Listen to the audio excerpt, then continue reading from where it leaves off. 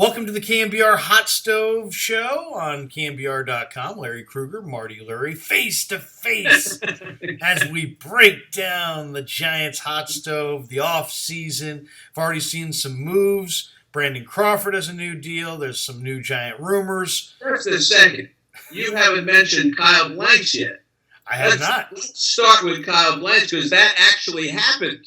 Exactly. Everything else is a rumor. Let's talk about Kyle Blanks. How does he fit into this? Well, for those people who don't know who Kyle Blanks is, we should probably tell them. He's an outfielder, first baseman, a right-handed hitter. He's a former former Padre.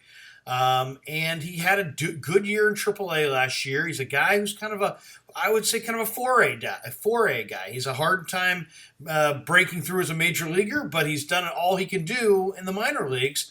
And, my read on that, Marty, is the Giants have had an awful lot of success with this kind of pickup. Gregor Blanco, Joaquin Arias, Justin Maxwell, Brandon Hicks. Guys who are 6-year free agents that they just say, hey, here's a minor league invite to spring training with a chance to make the roster. It's worked out well for them in the past, so I'm encouraged that maybe it can work again. He's on the team. To me, he's on the team. He's going to be one of those outfielders. He's a big right-handed hitter. He hits lefties much better than righties. It's a little bit of a lumbering kind of guy. He plays some first base also. But if you look at his good times in the big leagues, he is a guy who can hit the ball out of the park against left-handers. Now, he strikes out a third of the time against righties, but against lefties, he can do some damage. So I think they like the power potential of a right-handed hitter in this ballpark. So I think he's on the team unless something crazy happens. He's in the mix just like Maxwell was. If he has a good spring training, I think he gets on the team. I think it's an important piece of the puzzle because it gives him a power hitter from the right side for virtually nothing. So keep him in mind. I think he's on this team unless something goes wrong.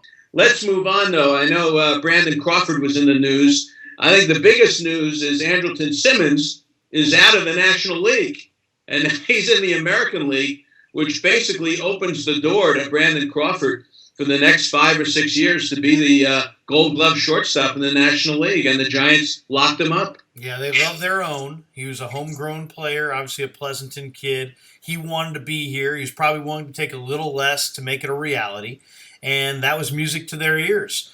Now, let me ask you this. I'll play devil's advocate here. He has won a Gold Glove. He has made an all-star team. He has hit 20 bombs in the big leagues, and he's improved every year. I think all these things are important.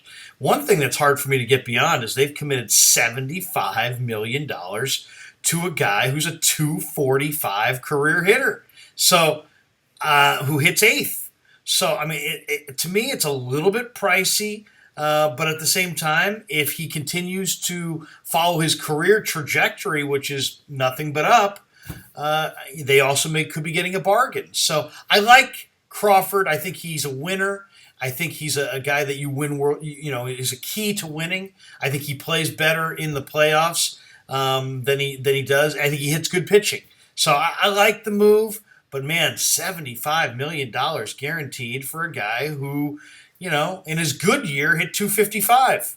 Well, it's backloaded. So they still can make the moves they have to make this year. So the big money comes later on down the road. But something, after I saw the contract signed, I watched some of the highlights of him up the middle in the World Series. They show the double play with Panic 10 times. He is just a guy, you don't win without being strong up the middle. And he is so good up the middle and getting better. I have absolutely no problem with it. He wants to be here. He's a good clubhouse guy. I just think it's a terrific move, and I'm very glad they did it. And with Simmons gone, this guy's going to get all the awards for the next 5 or 6 years. Well, no question. He's going to be the top one, maybe the top defensive shortstop in the league. And the key part is they're keeping their core together. Their core guys that are homegrown. Now, I think it's interesting because, Marty, I would much rather see the Giants pay all of their position players and lock them up than take these monumental 6 and 7 year, $20 million risks on pitchers. The history is filled with big money pitchers who disappointed or maybe even got hurt. And to me, it's far less dangerous, far less risky to sign a position player for a 6-year deal than it is to give a pitcher the exact same term.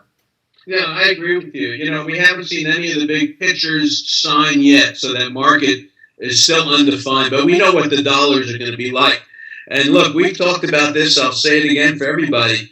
I think they have to make a trade for a pitcher.